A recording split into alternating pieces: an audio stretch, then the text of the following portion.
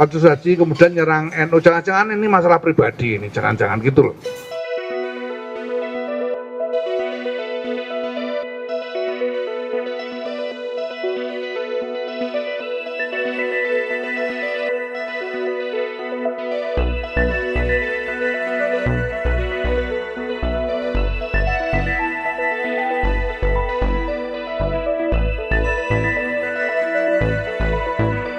Kemudian soal pansus ya, pansus haji ya, pansus haji. Nah itu ini yang kemudian menimbulkan pertanyaan kepada kita. Pansus haji kemudian nyerang NU, jangan-jangan ini masalah pribadi ini, jangan-jangan gitu loh. Jangan-jangan gara-gara menterinya adik saya misalnya gitu, itu kan masalah ini. Itu jangan-jangan karena dia sebetulnya yang diincar PBNU, ketua umumnya kebetulan saya, menterinya adik saya lalu diincar karena masalah-masalah alasan pribadi begini. Nanti kita lihat aja bagaimana kelanjutannya ya.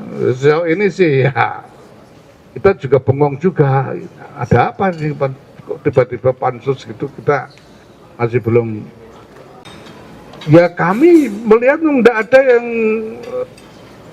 bisa dijadikan alasan yang cukup untuk pansus ini, dan masyarakat saya kira juga bisa melihat lagi, kita kan punya jamaah yang berhaji juga, ada banyak orang yang bisa ditanyain. Ya kalau perlu bikin survei, ya, sebetulnya tidak ada yang perlu.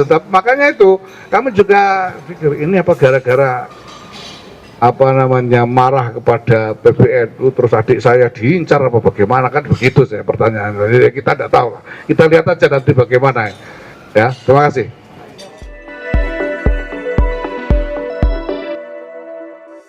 Di antara banyak sumber informasi, kami layak dipercaya. Karena kami menggali lebih dalam, berpihak pada kebenaran,